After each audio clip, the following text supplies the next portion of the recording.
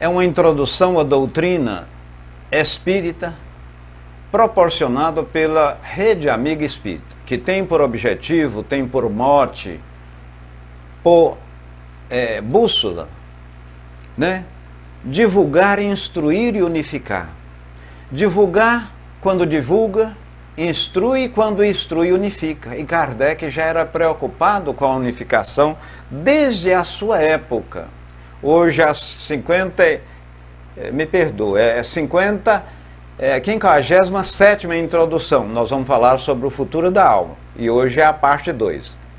Esta ocorrência que você relatou em texto, pode aquele ateu, aquele materialista, ser e ter princípios morais melhor que nós que acreditamos na reencarnação, na evolução da alma, na evolução da matéria, que estamos aqui nesse plano terrestre, no orbe Terra, para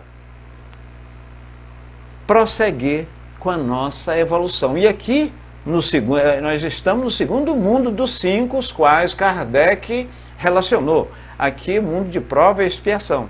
Então, vamos ver futuramente aí, relativamente a... vermos relativamente à felicidade. Que a felicidade está em não distanciarmos das leis morais que estão instantamente dentro de nós, né?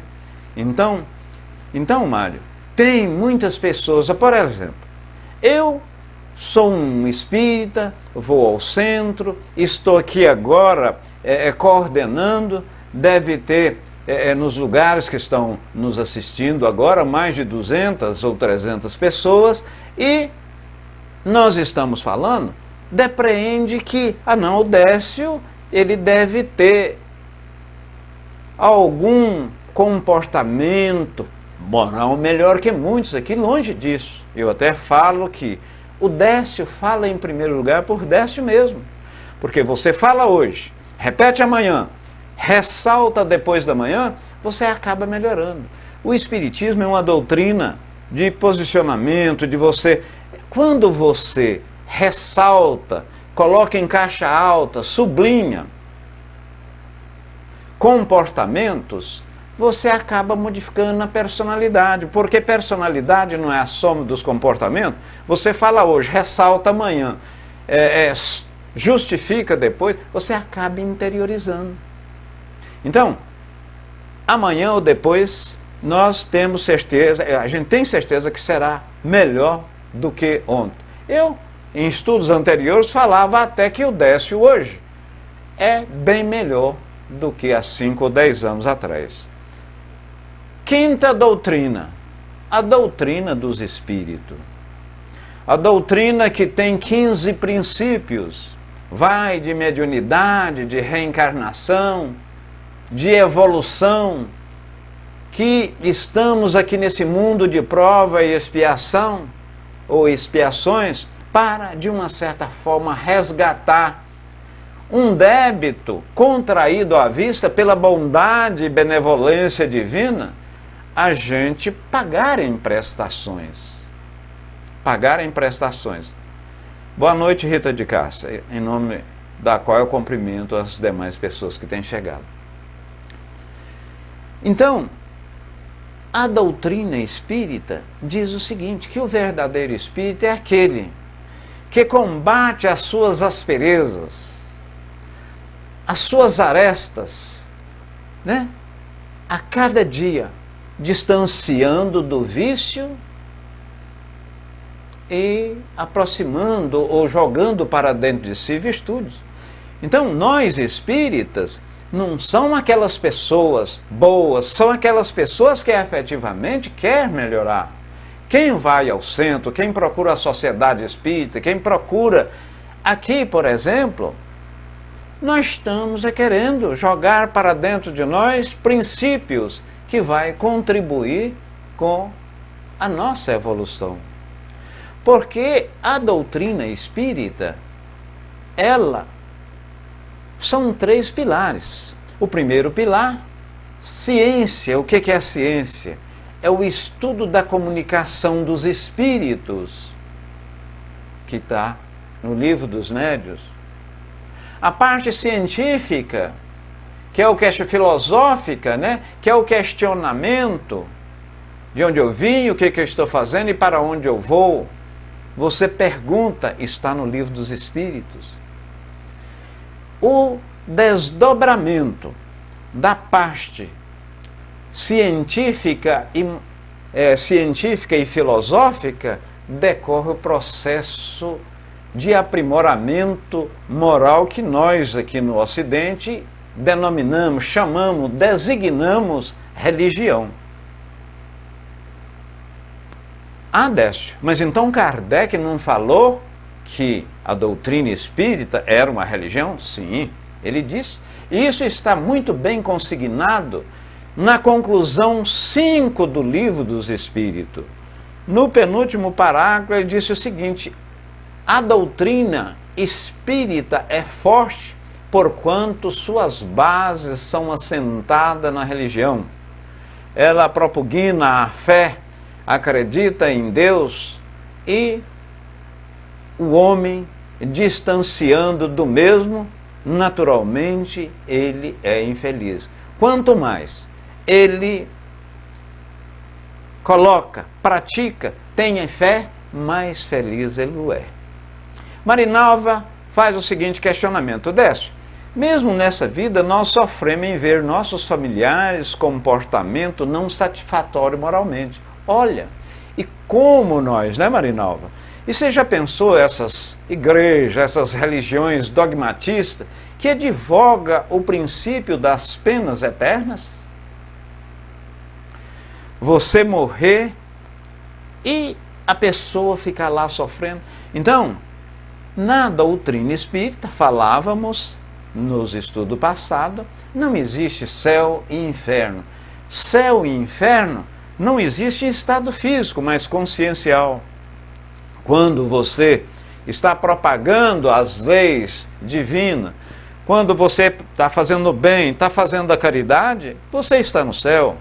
Quando você está detratando, falando mal dos outros, fazendo coisa que efetivamente não vai te elevar e muito menos ajudar o próximo, você está no inferno.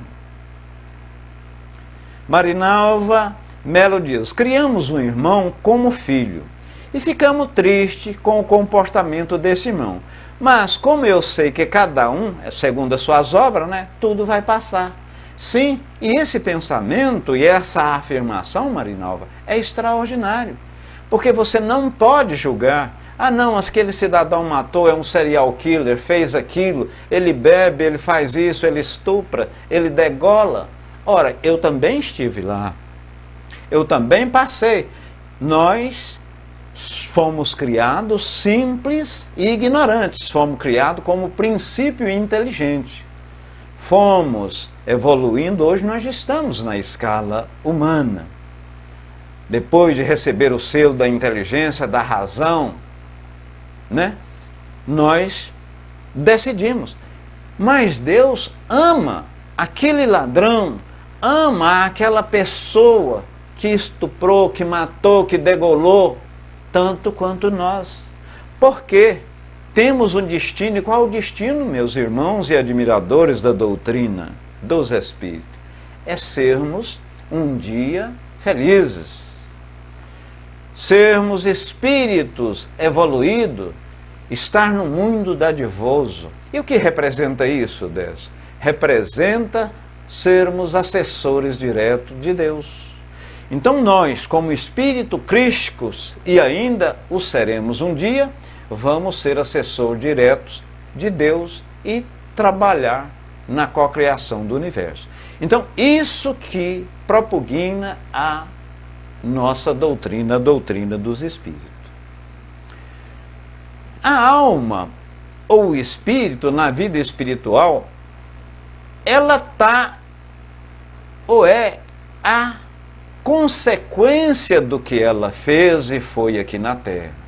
Se você praticou o bem, se você fez ações dadivosas, você vai para o céu consciencial. mas para outra, se você matou, se você extorquiu, se você fez as coisas ruins para o próximo, pela mesma forma, o seu estado consciencial vai te levar para o inferno.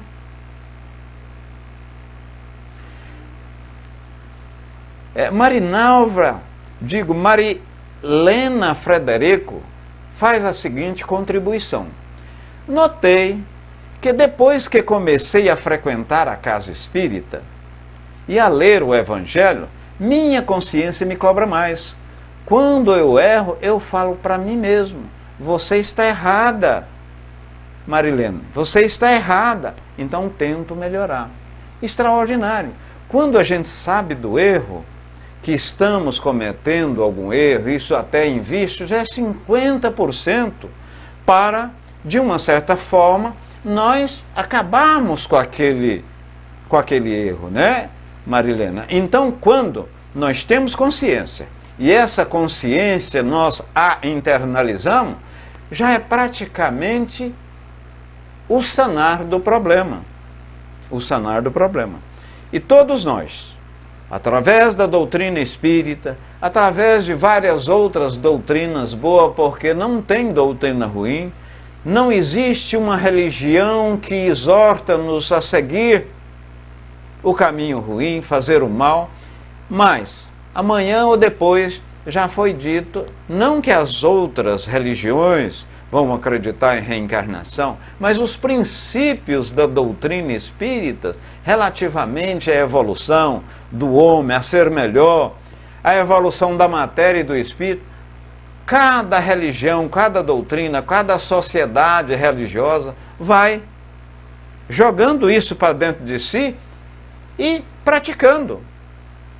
Então, o estado feliz ou infeliz daquela alma que passa para um mundo errático, e mundo errático, meus irmãos, é aquele mundo espiritual, é o que medeia, é o que intermedia uma reencarnação e outra. Ah, mas fulano de tal morreu, ele estava com a dor, vai ser uma pessoa extraordinária lá. Não significa que ele vai ser essa pessoa extraordinária. Nós não melhoramos 1 centímetro, 1 milímetro. Ah, porque morremos, porque agora ele foi para os braços de Jesus. Somos sabedores que não. Nós, se eu sou uma pessoa estúpida, se eu sou uma pessoa ímpia, se eu sou uma pessoa que não contribui em nada com a melhoria do meu próximo, lá eu vou ter esses sofrimentos também.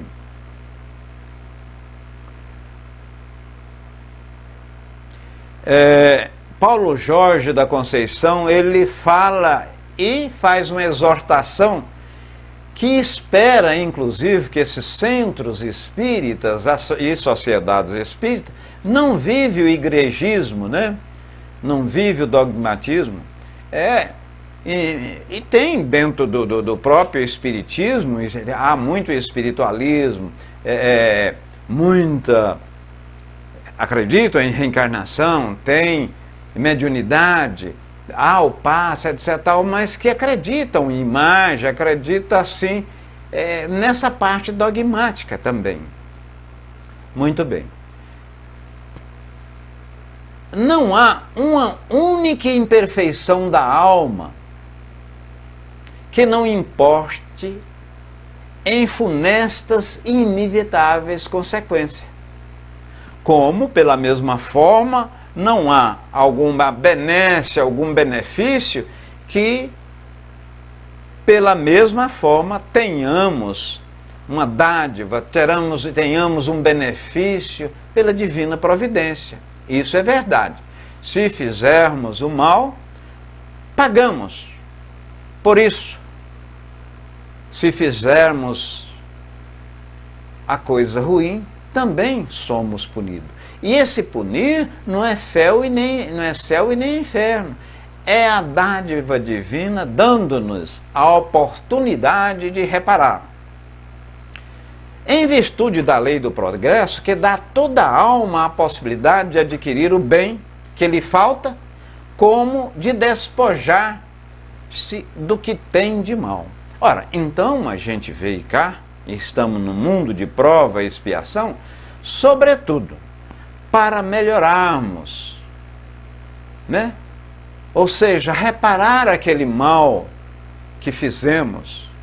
E aí que está a beleza, a dádiva divina. Porque se fosse igual, preconiza as igrejas dogmáticas, né, as doutrinas dogmáticas de que você errou, você vai ter uma pena eterna e sofrer eternamente, o Deus estaria sendo muito rígido, muito punidor. Acaba que eu, você, nós aqui na condição de pai, de tios, de madrinhas e padrinhos, éramos mais perfeitos, porquanto quantas vezes nós não damos oportunidade para aquela pessoa que nós relacionamos? Várias, né? Várias vezes nós damos. E veja bem, meus irmãos, dependendo o sofrimento da imperfeição, como o gozo da perfeição, a alma traz consigo o próprio castigo ou prêmio, onde quer que se encontre, sem a necessidade de lugar circunscrito. Ora, se eu fiz o bem, ou o que eu estou falando, se nós fizemos o mal, vamos dar um exemplo prático. Determinada pessoa fumou. Eu, por exemplo, fumei 34 anos. Eu fumei, tem mais de 20 que eu parei de fumar, mais de 23, 20, bom. Mas se eu não parasse, um efizema, algum problema no meu pulmão, ou algum CA nos órgãos, eu ia sofrer, eu ia reparar isso. Pela mesma forma, o bem que se fez, ela vai, na verdade, no plano espiritual, ter os seus benefícios. Ter os seus benefícios.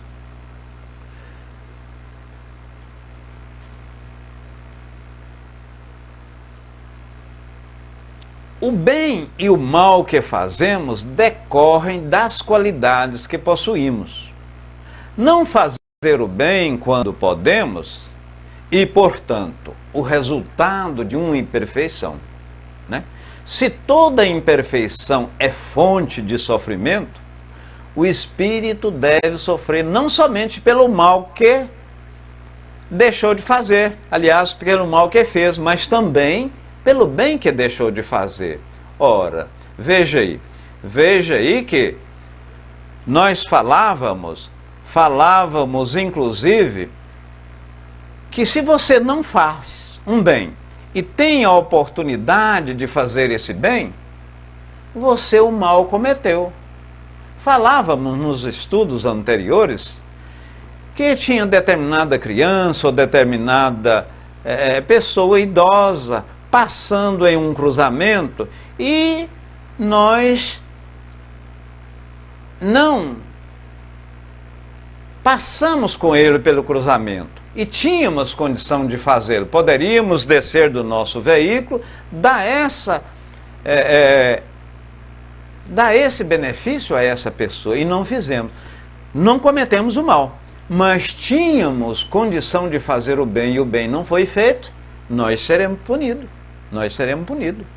Por outra, eu, na condição, digamos, eu não corrompi, mas deixei corromper-me. Ou sou sabedor de alguma injustiça e eu não faço essa delação, ou eu não falo, eu sou cúmplice. Porquanto eu não fiz o mal, mas deixei de fazer o bem que, se eu falasse, exterminava, até poderia ocorrer. É aquela teoria, meus irmãos e admiradores da doutrina dos espíritos, da teoria da janela quebrada. Dois cientistas americanos lançaram essa teoria da janela quebrada. Um prédio construído, de X andar, construído em um determinado lote, e estava sem habitantes. Quebrou-se uma janela. Aí não reparou, não foi reparado, não trocaram o vidro. O que é que aconteceu? Daí uma semana, praticamente as vidraças e os vidros foram todos quebrados. Isso aí serve para tudo. Quando você sabe de um erro, não é ser um delator, não é você ser dedo duro. Quando você sabe de um erro, quando você sabe de alguma coisa que pode, de uma certa forma, colocar o carro aos trilhos e não o fizer, você está contribuindo, corroborando para quê? Para que aquele mal aumente. O caso da janela quebrada, a teoria da janela quebrada. Não foi reparado, as pessoas que ali passavam, os transeuntes ou as pessoas que moravam próximas, falaram, não, está quebrado, eu vou quebrar outra. E acaba jogando pedra, e acaba... É dessa forma. Muito bem. Ou seja, se vemos algo errado e não nos metermos, é cumplicidade? Não é cumplicidade. Acaba você tornando cúmplice, porque você é sabedor, né? E não levou a pessoa que podia efetivamente resolver. Aqui nós temos leis humanas, no plano material nós temos leis humanas, leis falhas, leis cíclicas. Hoje a lei pode ser muito válida, mas amanhã nem tanto. Agora as leis divinas são infalíveis. E aonde estão as leis divinas? Está em nossa consciência. Então, Kátia, quando sabemos de algum erro, quando temos essa ciência e não falamos e temos condição ou condições de levar a pessoa competente ou as pessoas competentes ou instituições para debelá-las e não o fizermos, o mal estamos praticando. Olha aí a teoria da janela quebrada. Boa noite a essa série de pessoas que estão chegando. Em nome de Paulo Jorge, eu cumprimento todos que estão chegando aí. Muito bem. Então, veja bem que essa tela aqui, o bem e o mal que fazemos decorre das qualidades que possuímos, né? Não fazer o bem, olha aí, Kátia, o bem quando podemos e, portanto, o resultado de uma imperfeição. Se não fizermos o bem, quando podemos, é resultado de uma perfeição. O resultado de uma imperfeição. Se toda imperfeição é fonte de sofrimento, o espírito deve sofrer não somente pelo mal que deixou de fazer, como pelo bem, né? Que também não fez. Veja aí, Kátia, está aí, de uma certa forma, explicado, né? Está aí explicado por que precisamos, em sabendo, não é delação, como exterminar o mal, a gente fazê-lo, né? Se não fizermos, se não levarmos a pessoa à instituição, a gente acaba sendo cúmplice. A gente acaba sendo cúmplice. Muito bem. Essa tela aqui, o espírito sofre pelo mal que fez, de maneira que, sendo a sua atenção constantemente dirigida para as consequências desse mal, melhor compreende os seus inconvenientes e trata de corrigir. Então, quando fazemos o mal, nós acaba tendo consciência. Por que consciência, Décio? Ora, está em nossa consciência As leis divinas estão em nossa consciência. Aquilo que falamos, não matar, não fazer o mal, não estuprar, não desejar o mal ao próximo, tudo isso, né? O silvícola, ele tem isso dentro dele. Ele sabe que roubar, que matar não deve ser feito. Nós também o sabemos. Tudo que fazemos, nós sofremos no plano espiritual, de bem ou de ruim. De bem ou de ruim.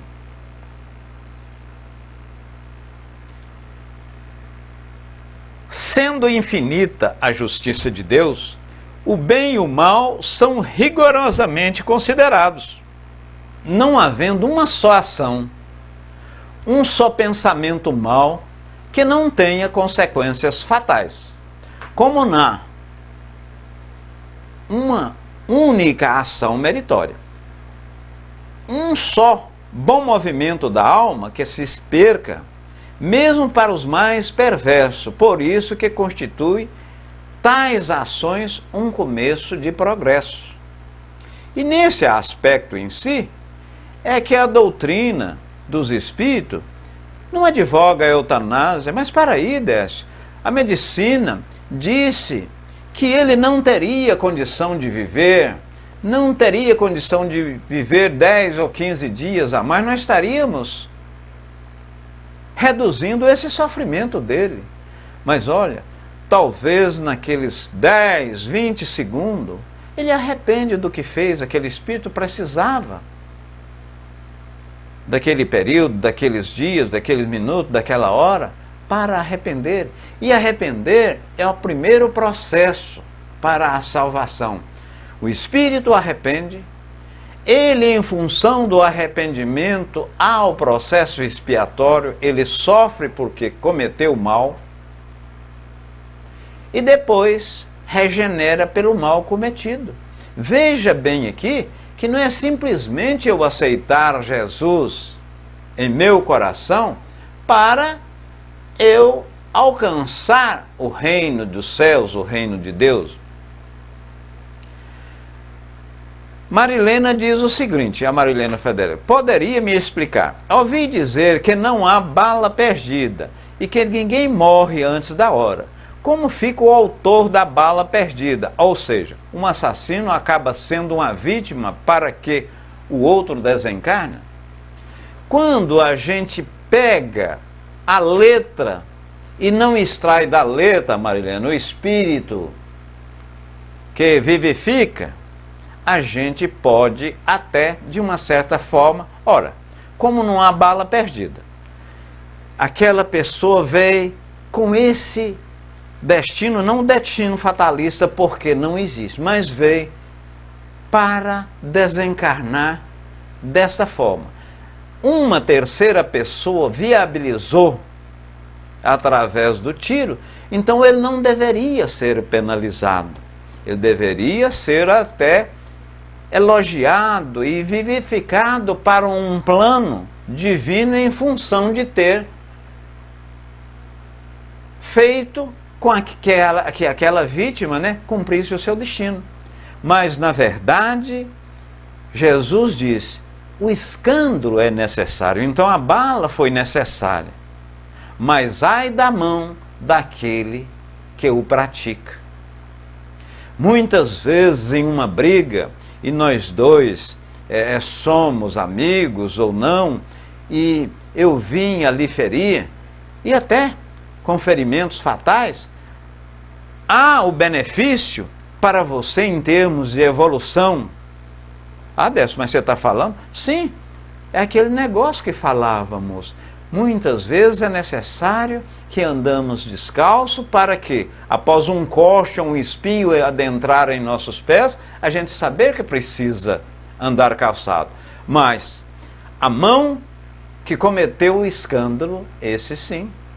Então ele tirou uma vida. Essa vida só ia exterminar com Deus. Realmente não há bala perdida. Carmen Ferreira, boa noite. Muita paz para você também. Josemir de Souza Ribeiro. Os ensinamentos espíritas me fez mais vigilante das minhas ações. percebo instantaneamente as minhas atitudes incorretas. Acho que o conhecimento da verdade nos alerta para que não façamos o mal. E na verdade, né, Josemir, eu tenho a minha verdade, você tem a sua, e a divina providência tem uma verdade que nós ainda não estamos no momento aprazado, no momento propício para conhecê-la. Por quê? Por que não estamos? Porque ainda falta conhecimento. Ainda falta conhecimento, né? Conhecimento científico e conhecimento moral. Toda falta cometida, todo mal realizado é uma dívida contraída que deverá ser paga. Se o não for em uma existência, sê-lo-á na seguinte ou seguintes. Porque todas as existências são solidárias entre si. Aquele que se quita uma existência não terá necessidade de pagar a segunda vez, né? Toda falta cometida, todo mal realizado é uma dívida contraída que deverá ser paga. Se não for em uma existência, sê-lo-á na seguinte. Isso é verdade. Toda ação corresponde uma reação, porém de sentido contrário, né? Então, é aquilo que falávamos. Todo bem, por menor que for, nós seremos beneficiados pela lei divina. E quando? Estaremos nesse caso onde? No céu. Estaremos no plano superior. E pela mesma forma, quando eu faço um mal a um terceiro, a um irmão, a uma pessoa, por exemplo, a um filho, eu tendo a oportunidade de fazer o bem, veja que eu pago fortemente por isso. E nós, espíritas, somos mais cobrados, como disse a nossa irmã acima, porquanto nós temos esse conhecimento. E Jesus já disse através dos seus evangelistas que aqueles que mais sabem, mais serão cobrados. Ora, se eu sei que esse ventilador, ele tem uma hélice e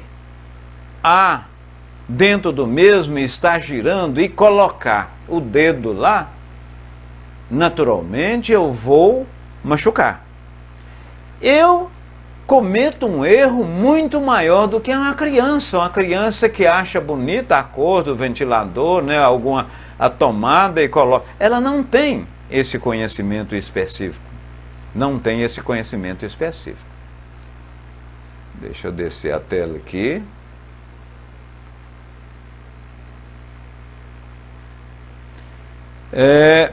José Miros, muito bem.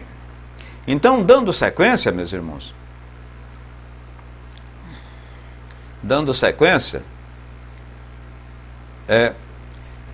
o espírito, aliás, vamos colocar essa tela aí, nós vimos.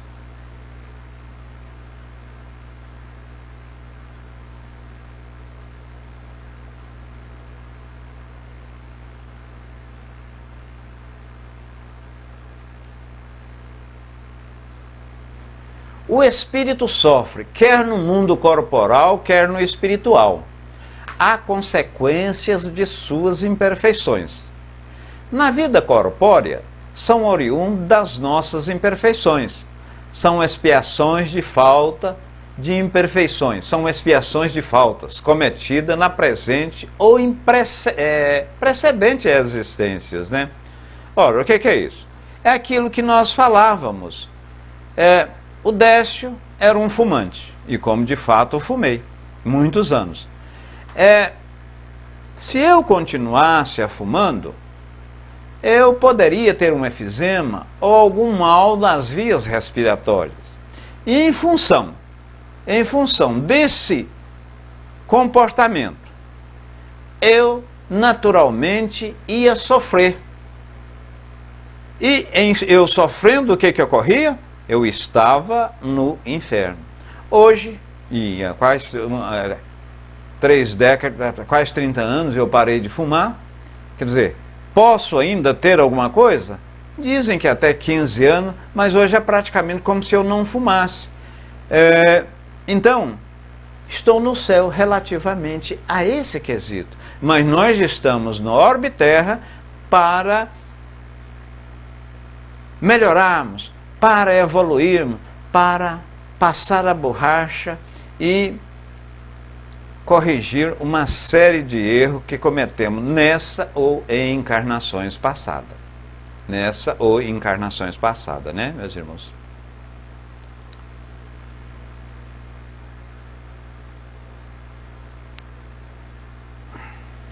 A expiação varia segundo a natureza e a gravidade da falta. Expiação, nesse aspecto, podemos entendê-la como sofrimento. Portanto, a mesma falta determinar expiações diversas, conforme as circunstâncias atenuantes ou agravantes em que for cometida. Ora, não é o caso, por exemplo, de você matar, que você será morto, quem com ferro fere, com ferro será ferido, porque senão a gente vivia nessa roda de sansara, onde você matou, você tem que morrer pela espada. Não é esse Deus judaico.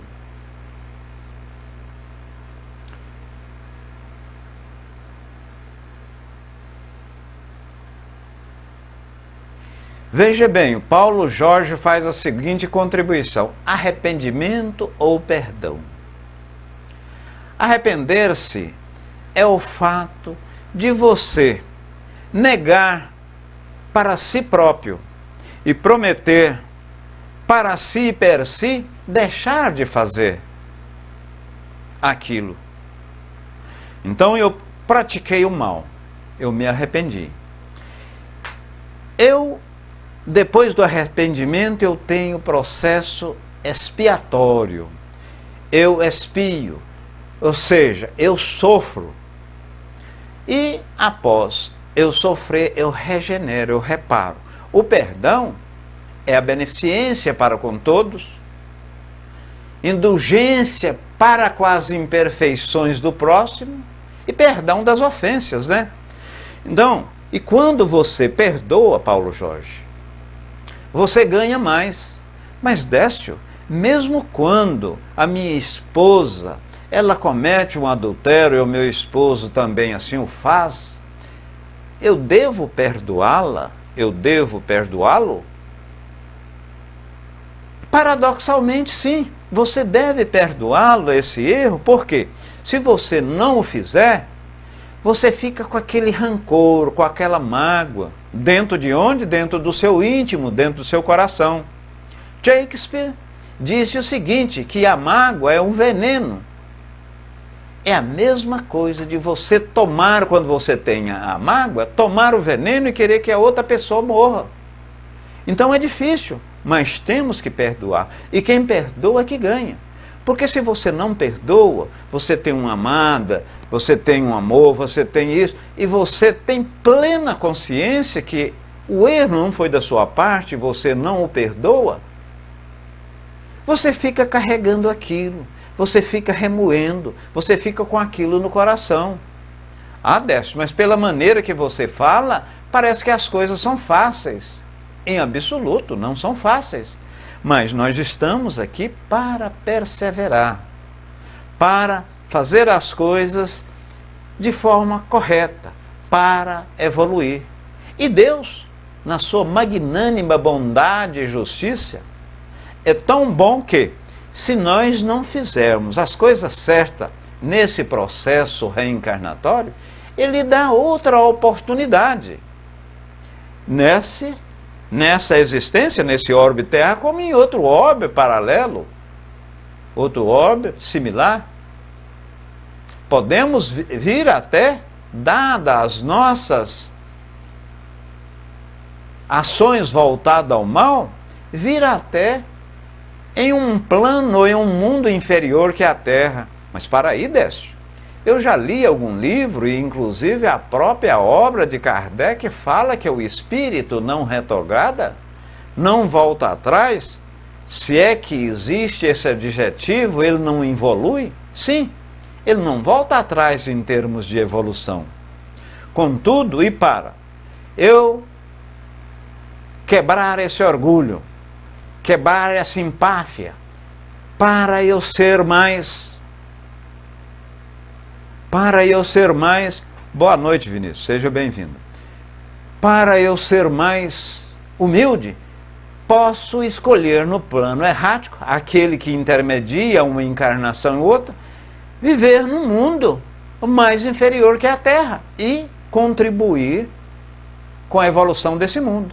Aqui nós damos esse exemplo dos capelinos, que foram degradados de capela e contribuíram substancialmente com a evolução das terras. Rita de Cássia diz: Décio, mas perdoar o cônjuge não implica em ter que permanecer junto? Mesmo em caso de separação, pode haver o perdão? Perfeitamente, Rita. Quando Jesus diz, aproveita perdoar o adversário enquanto estivermos caminhando junto, porque você convidar o amigo, o parente, o próximo, aquela pessoa que você ama para comer em sua própria mesa, é uma coisa extraordinária. Jesus não disse para você convidar o seu adversário para dentro. Perdoar, segundo os evangelistas relatando Jesus, é você não desejar o mal. Muito embora não vivo com o cônjuge, muito embora nós não temos esse relacionamento, perdoa. Porque se você não perdoar, você não esquece essa ação ruim que ele te fez, você fica magoando, fica aquele fel interno, aquela dor, aquele resquício do mal dentro de você. Voltamos e ressaltamos o que Shakespeare diz. O não perdoar causa mágoa, causa rancor, causa ódio. E quem tem mágoa, quem tem rancor e quem tem ódio, é você tomar o veneno e querer que a outra pessoa morra. E isso não é correto, né, meus irmãos e admiradores da doutrina? Eu sempre falo admiradores da doutrina porque tem várias pessoas que nos estão ouvindo e vendo e que não são espíritas. E que é até bom. Eu acho, quando entra na nossa sala pessoas que não são espíritas, não que estamos fazendo proselitismo, arrebanhando crentes para a nossa doutrina, nós não somos preocupados com isso, mas aqueles que não têm um entendimento ou acha que a sua doutrina não explica, ou que você não pode perguntar o coordenador que a administra, que você tem que aceitar isso ou aquilo, então o Espiritismo está sendo aberto a essas pessoas necessitadas, essas pessoas carentes, essas pessoas que estão com o coração doído, né? Essas pessoas que estão com o coração doído. Não há regra absoluta, nem uniforme quanto à natureza e à duração do castigo. A única lei geral é que toda falta terá punição e toda recompensa do todo ato meritório, segundo o seu valor, né? Então, eu não preciso, naturalmente, se eu matei 10 pessoas, se eu matei 20 pessoas, eu não tenho que vir e encarnar 20 vezes e ser morto por 20 vezes ou 10 pessoas. Assim eu fiz. Porque aí entramos na lei de Italião. Dente por dente, aquele com ferro fere, com ferro é ferido, mas isso em termos de consciência, em termos de reparação. Então, na verdade, a rigor, Hitler, que exterminou 6 milhões de judeus e mais 13 milhões, 19 milhões de pessoas, ele não precisa reencarnar 19 milhões de vezes.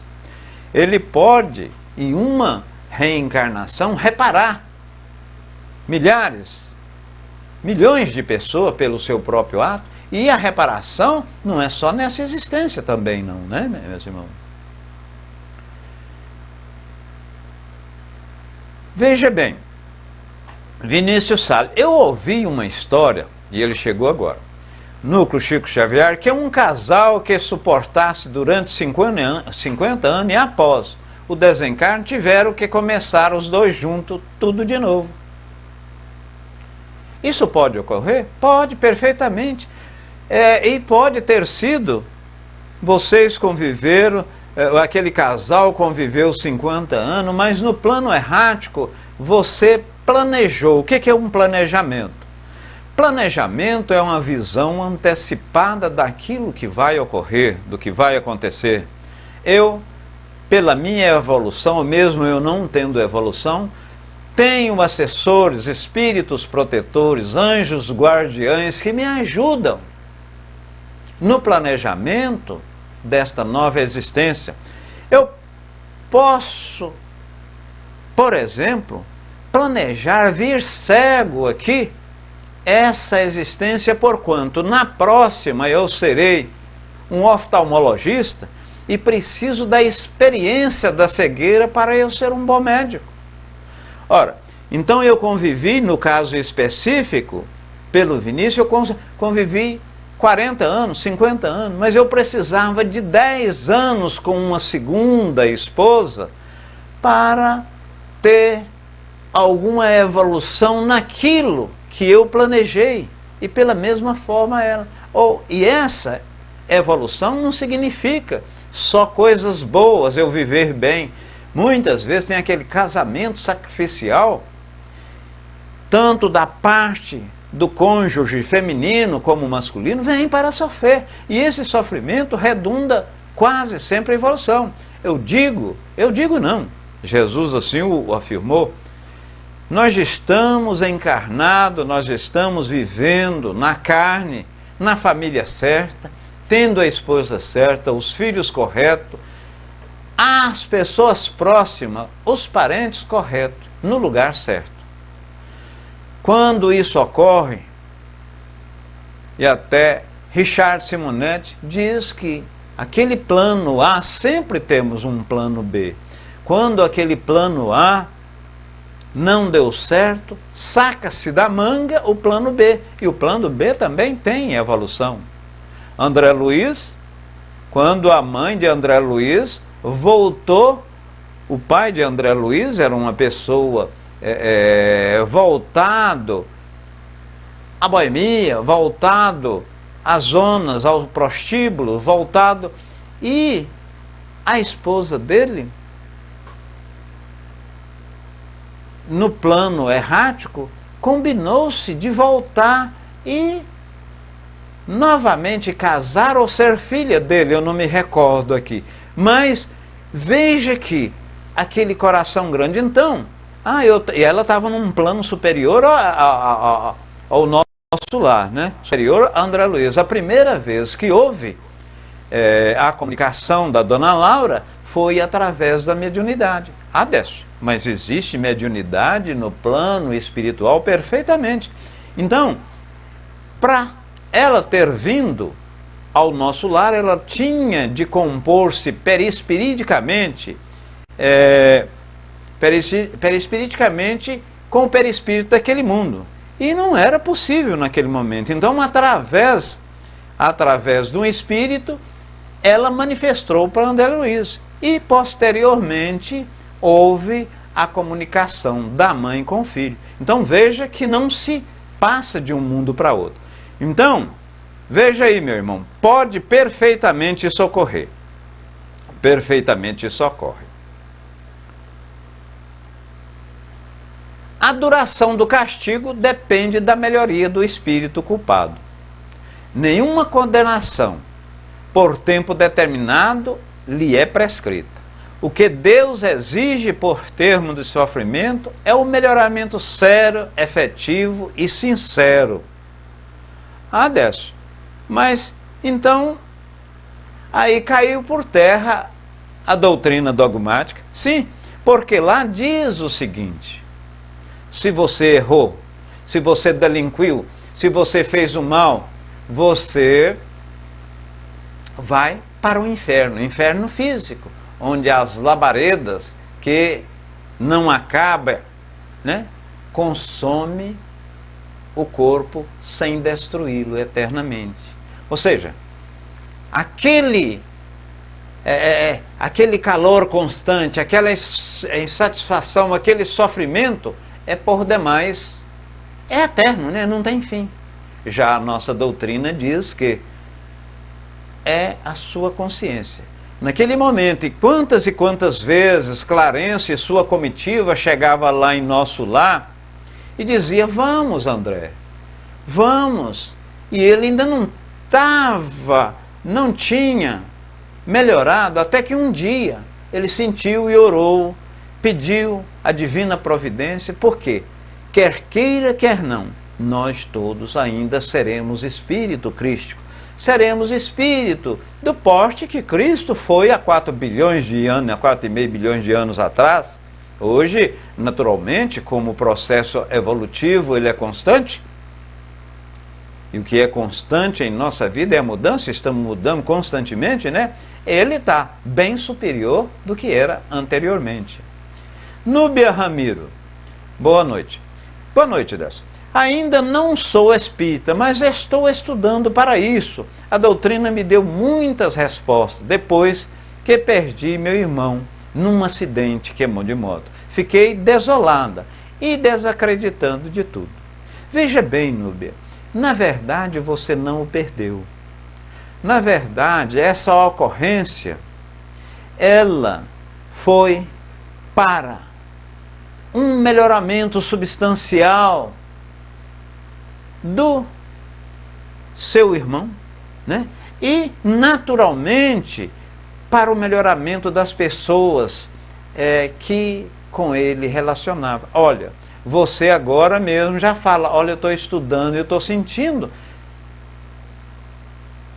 as coisas que o Espiritismo fala de forma racional, porque o Espiritismo explica o porquê daquele acidente, o porquê e como ele está. O seu irmão está no plano espiritual.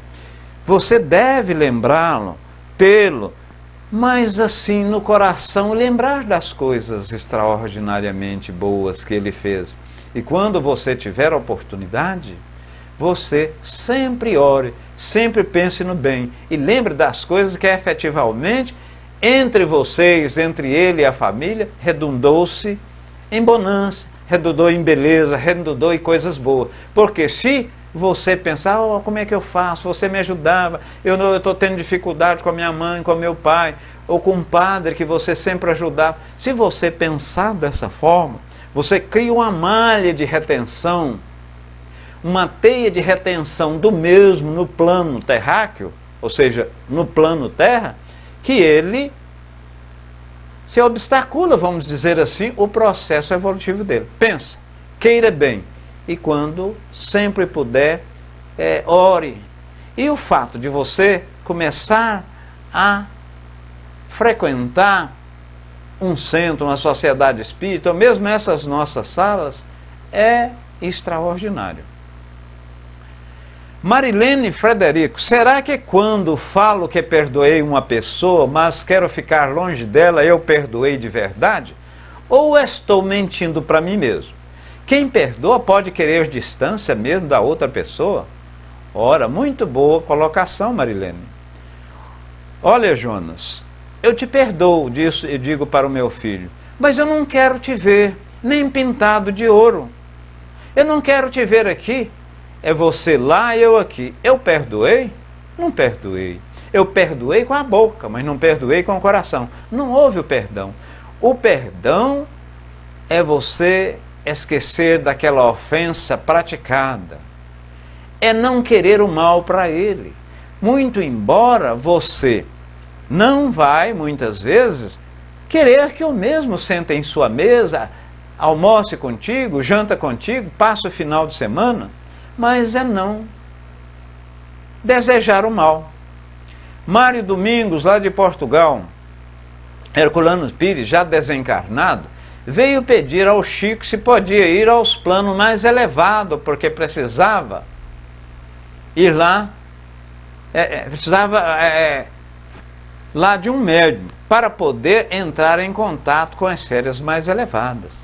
justamente isso ocorre. E o próprio Chico, quando estava psicografando o Nosso Lar, houve uma série de críticas e ele, Emmanuel e André Luiz, o levou lá na colônia Nosso Lar, e lá ele teve a oportunidade, isso em 1943, a maioria das pessoas aqui não eram nascidos, e ele deparou com televisão plasma, naquela época, a televisão foi inventada em 1950, uma tecnologia muito grande, e inclusive época em que a prefeitura estava se instalando aquelas antenas coletivas na cidade, fazia-se uma vaquinha e instalava lá no Chico, ou num vizinho próximo. Aí o Chico falou, quer dizer que nós vamos pegar outra cidade aqui, sem ser, vamos pegar Uberaba, vamos pegar o rapaz. O senhor parece que é uma antena, mas essa antena aqui o senhor ainda não conhece. Ela vai dar a oportunidade de relacionar com pessoas de outras cidades. Aí Chico disse, meu irmão, você engana, né? Aí ele relatou, isso tem até um caso, ele relatou essa ocorrência, esse desdobramento que esteve em Nosso Lar, vendo-se as ocorrências, porque ele estava sofrendo muita crítica. Meus irmãos, há muitas leis. Assim, leis espirituais, leis morais, leis que direcionam sempre a alma ao bem proceder após o seu desencarne. Vamos falar, ou continuar falando, relativamente a esse futuro da alma, o nosso terceiro estudo. Vamos agora, nesse momento, fazer uma pequena prece.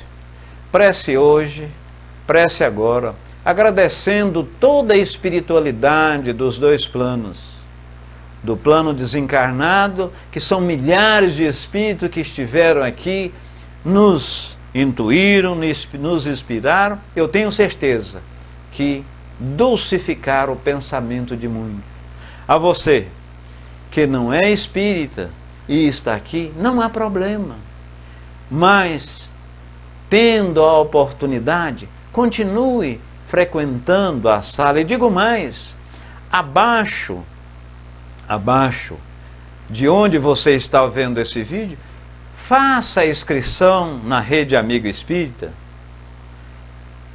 porque você tem a oportunidade de receber não só esse vídeo, mas todo o vídeo da Rede Amigo Espírita publicado.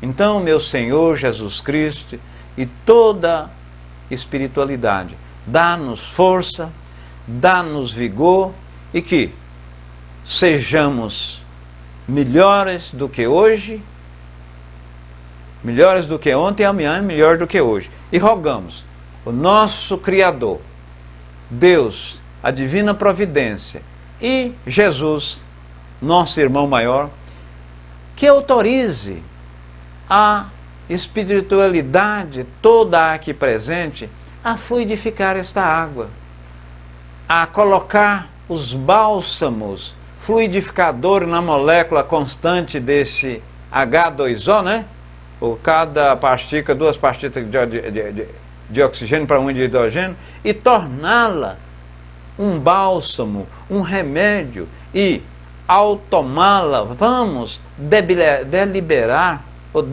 eu diria, os males físicos e, sobretudo, os males espirituais. Beba com fé, pois.